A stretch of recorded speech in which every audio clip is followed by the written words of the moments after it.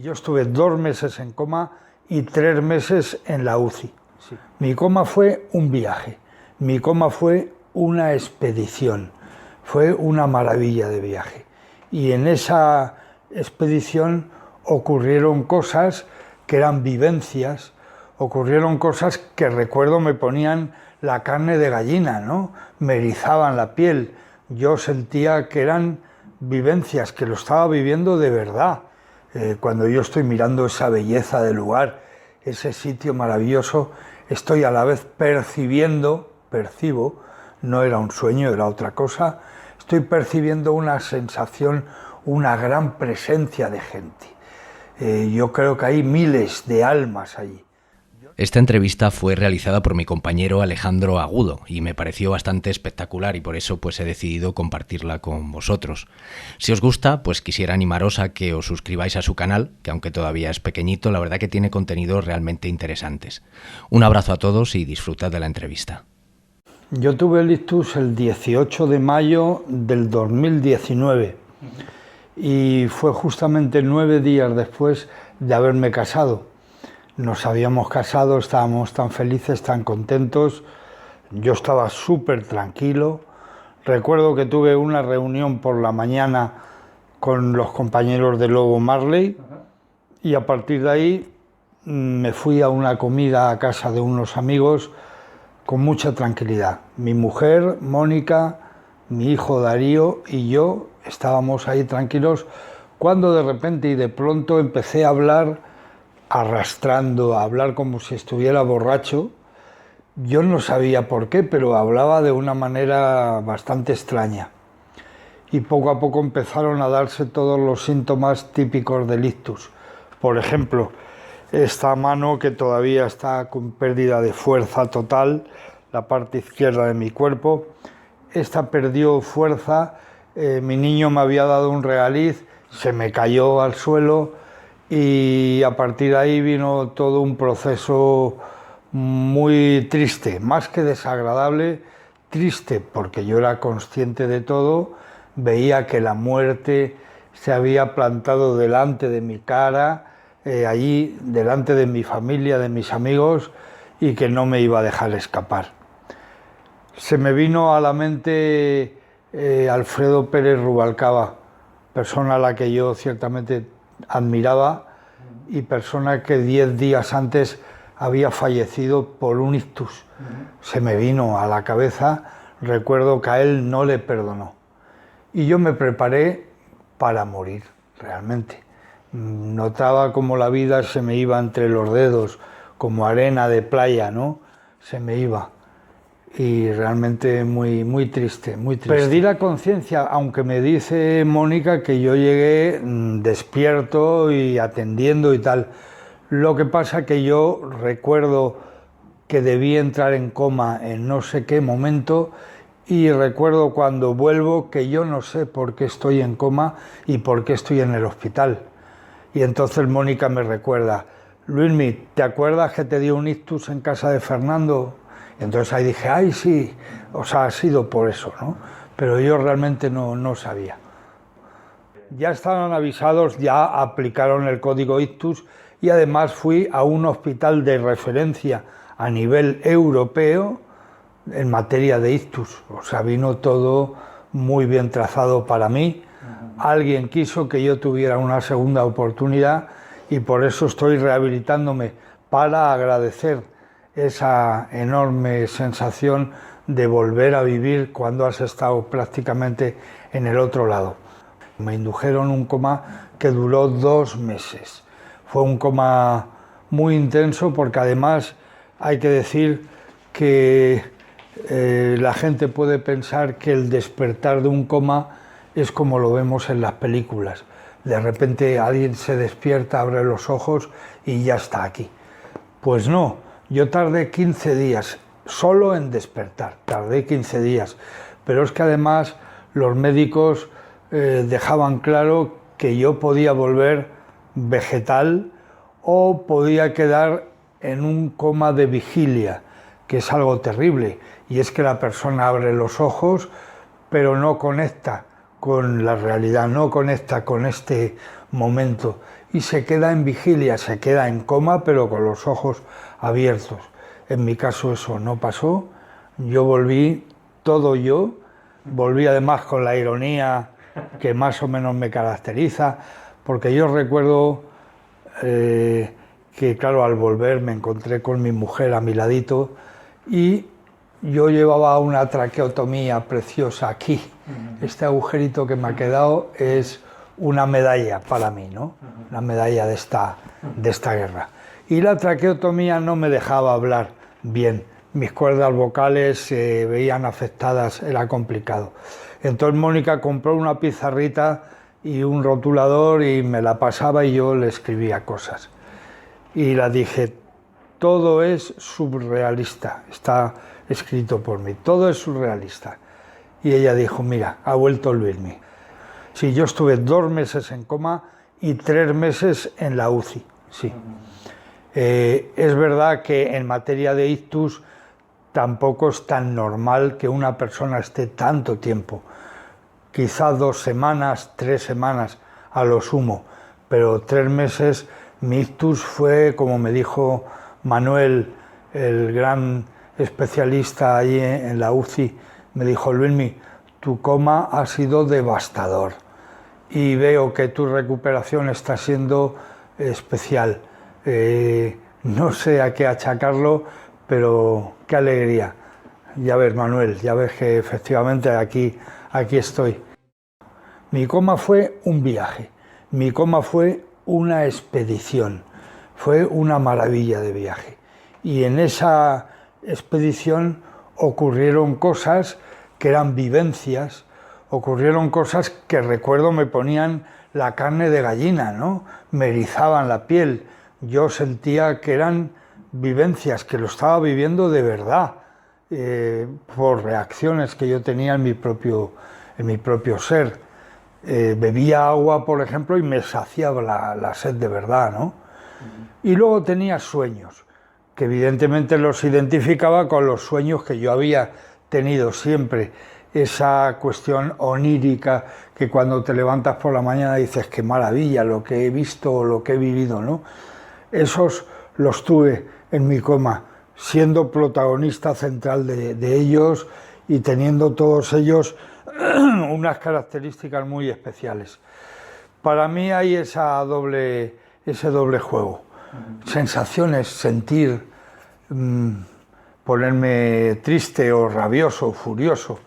Recuerdo cuando yo estaba frente al valle, a ese valle que yo bautizo como el Valle de la Muerte, cuando yo estoy mirando esa belleza del lugar, ese sitio maravilloso, estoy a la vez percibo, no era un sueño, era otra cosa, estoy percibiendo una sensación, una gran presencia de gente. Yo creo que hay miles de almas allí. Yo no veo a nadie, pero tengo la sensación de que incluso voy a encontrarme con alguien de espaldas, le voy a saludar, se va a dar la vuelta y va a ser alguien reconocible por mí. Van a ser mis suegros que ya fallecieron, o va a ser mi abuela, o va a ser Félix Rodríguez de la Fuente, gente querida, ¿no? Estaba yo seguro de que eso iba a ser así. No pasó, no llegó a ocurrir eso, pero yo sí tenía la clara sensación de que yo ya estaba preparado para ese tipo de encuentros. Porque a medida que viví mi coma, fui experimentando y fui adquiriendo experiencia. Sí, fui adquiriendo experiencia. Al principio era como el Principito, al principio era como un niño en el cuerpo de un hombre que me asustaba por lo que veía, por las cosas, ¿no? Me asustaba. Pero luego ya empecé a adquirir una experiencia y empecé a tener una vivencia mucho más naturalizada de dónde estaba y de con quién estaba. Estaba con la muerte, evidentemente. Estaba a un paso de la dama.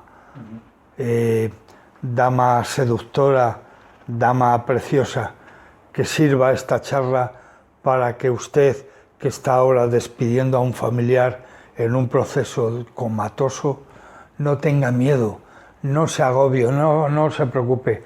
No va a haber un viaje más bonito para esa persona querida, no va a haberlo. Es un viaje maravilloso.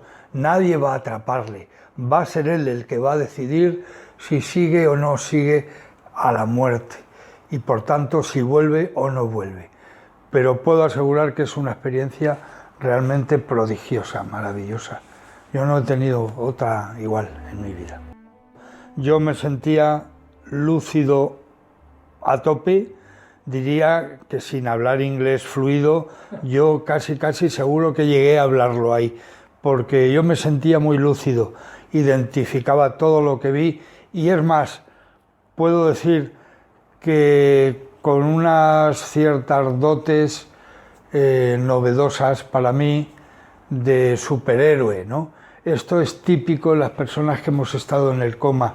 Lo mismo atravesamos paredes, que buceamos, que escalamos, corremos de manera muy ágil. Esas sensaciones las tuve con claridad. Y lo que tuve con mucha claridad fue la lucidez que me hizo en cada momento saber dónde estaba y negarme a continuar porque no hubiera vuelto y hubiera muerto. Cuando veía un camino ahí abajo precioso y estaba tirando de mí, yo decía, quiero ir por ahí. Y cuando voy a arrancar, en esas décimas de segundo que digo, voy a arrancar, ahí aparece una voz, Luis Miguel, no es tu momento, por favor date la vuelta, no vayas para allá, date la vuelta, no es tu momento. Y yo, la lucidez me lleva primero a interpretar aquello como una advertencia y segundo me cabreo con la voz. Hago así y digo, pero ¿por qué, hombre? Si yo quiero seguir, yo me enfado incluso, ¿no? Yo quiero seguir para allá, pero si seguía seguramente no iba a volver. Yo tenía la sensación de que si llego a tirar por allí no me da tiempo, es como si un avión va a salir, no lo pillo y entonces ya mi viaje no es de ida y vuelta, ¿no? Esa voz la identifico al final como mía, meses después. Cuando he salido del coma, yo pensando en la cama del hospital, de repente yo la identifico como mi propia voz. Es muy típico del coma, en diferentes testimonios, que la voz aparezca. En ningún caso me han dicho, es tu propia voz. La gente me ha hablado de su madre, de su abuelo, de gente que había fallecido, que vienen a ayudarle, vienen a acompañarle en el viaje o a quitárselo de la cabeza, ¿no? Otros compañeros, José Luis, pobrecito, que estuvimos en coma los dos juntos en la misma habitación, mi cabeza casi dando con la suya, dormidos seguidos en la habitación. Y a él, su abuelo, que había fallecido, apareció y le dijo, José Luis, date la vuelta y vete, porque ni tú ni tu compañero de habitación vais a morir. Madre. A mí no me conocía esa persona de nada. Y José Luis siempre que me ve se emociona y yo me emociono y nos abrazamos porque él me dice, Luismi, yo lo sabía que mi abuelo me dijo que tú no te ibas a morir. Digo, coño, José, qué bueno, ¿no?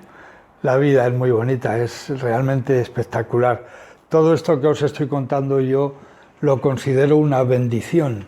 Yo me siento bendecido, siento que he tenido una experiencia irrepetible y por eso me atrevo a decir que estoy agradecido a lo que me ha ocurrido. Yo estoy en la parcela del agradecimiento. Yo no estoy alimentando el odio.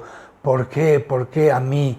¿Por qué me ha dado a mí y no te ha dado a ti? Por ejemplo, fíjate qué mala leche tendría eso, ¿no? Yo no estoy ahí.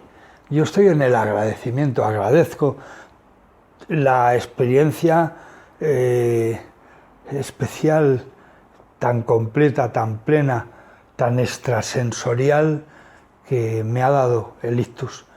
Por supuesto dejándome vivo. Yo no quería haberme ido, no. En una situación que yo he llegado a decir que me hice un yonki de dicha situación. Eran lienzos, eran sábanas como las que mi tía Kika cuando lavaba en el pueblo ahí en Toledo, cuando yo iba en verano al pueblo de mi madre, luego tendía esas sábanas en los juncales y esas sábanas capturaban el sol y se ponían más blancas todavía de lo que eran. Bueno, pues yo estaba en esos lienzos blancos en posición fetal, desnudo, en posición fetal. Yo llegaba corriendo, saltaba, ¡pum!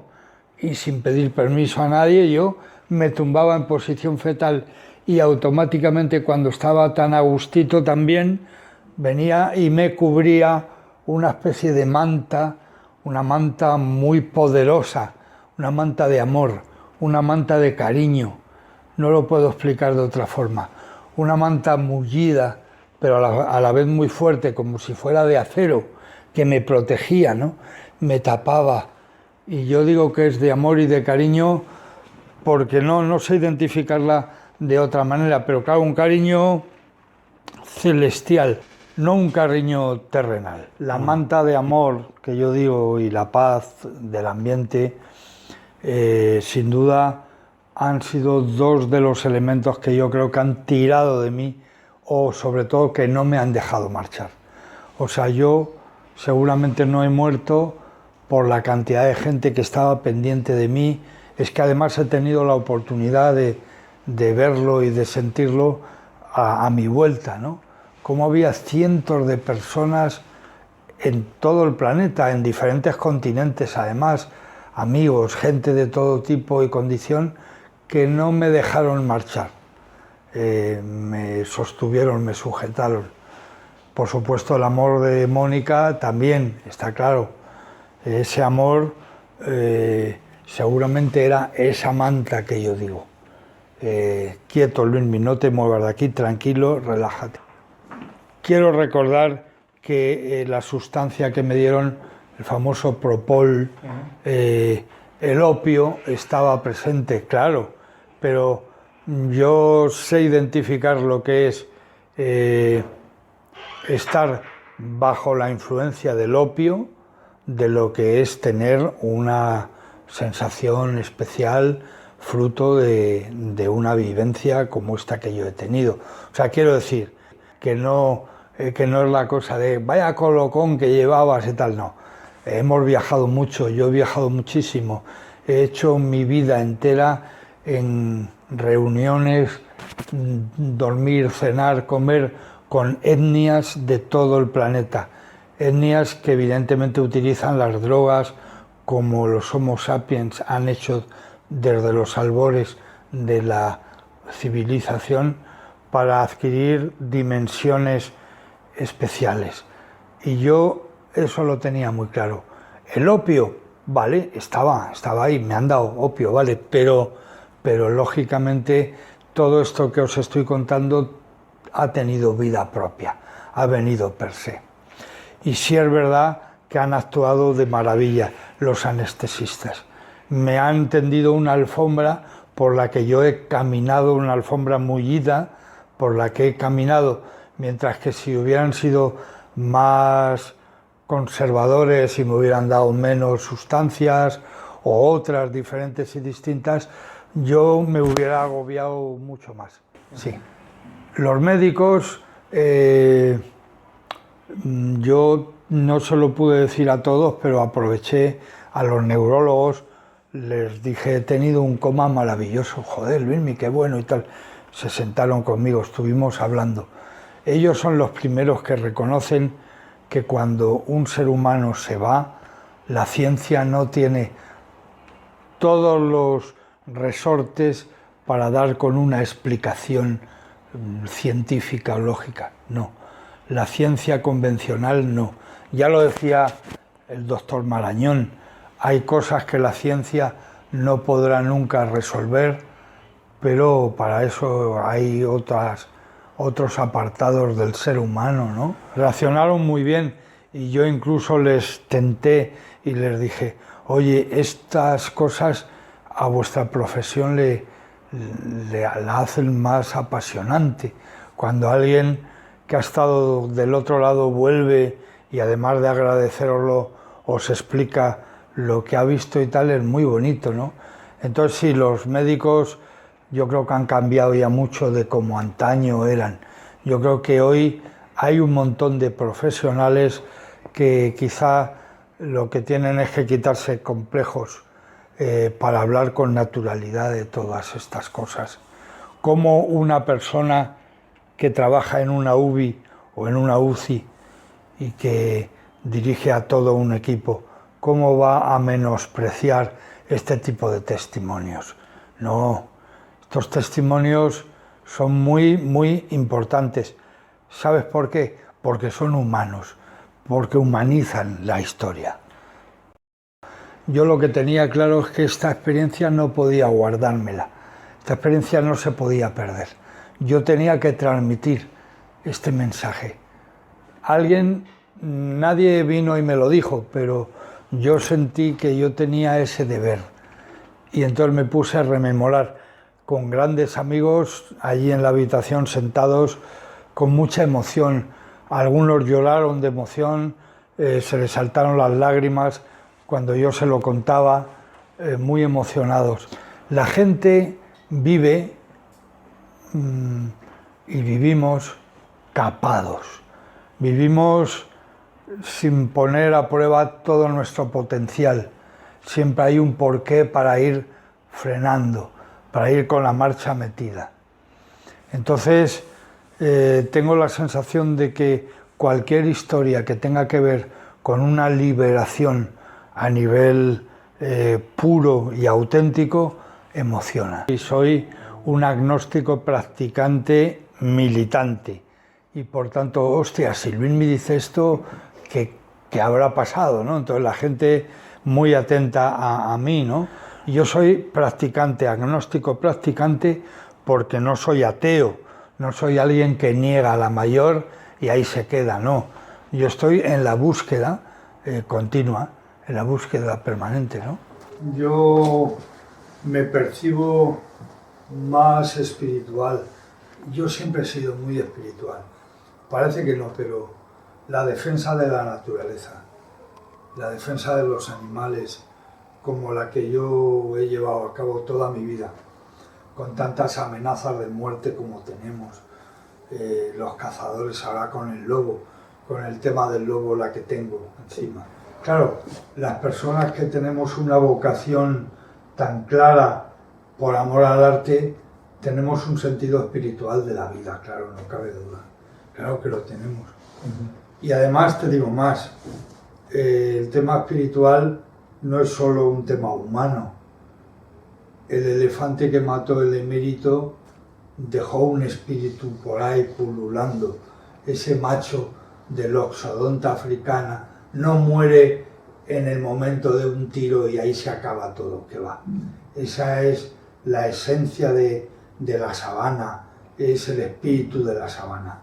Un lobo viejo, gallego, ¿tú le vas a matar y vas a acabar con él? No, su espíritu perdura en esos bosques, en esas montañas, no me cabe ninguna duda.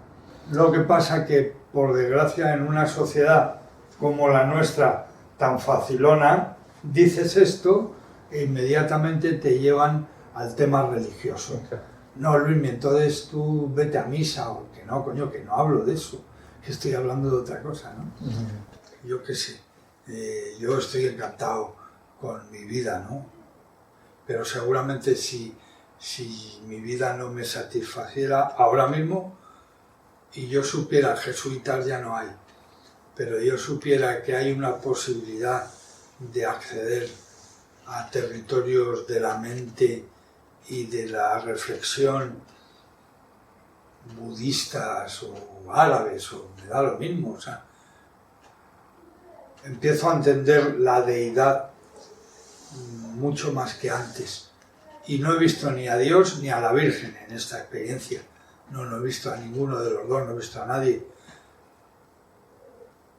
Pero bueno, sí creo que alguien, seguramente alguien entrenado en esa materia, los hubiera visto.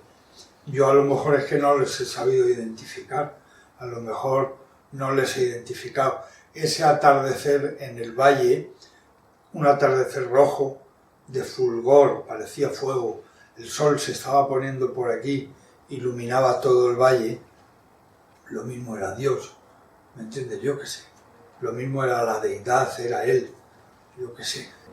Soy un ser humano esencial, que te habla en esencia de una experiencia muy bonita en un momento muy triste y muy feo de mi existencia. Lo único que quiero es que hagas tuyas mis palabras y vivas sin miedo a la muerte. Respeto, sí. Miedo, no. El miedo no es buen compañero. El miedo lo que hace es paralizar. Respeto a los eventos increíbles, pero miedo no.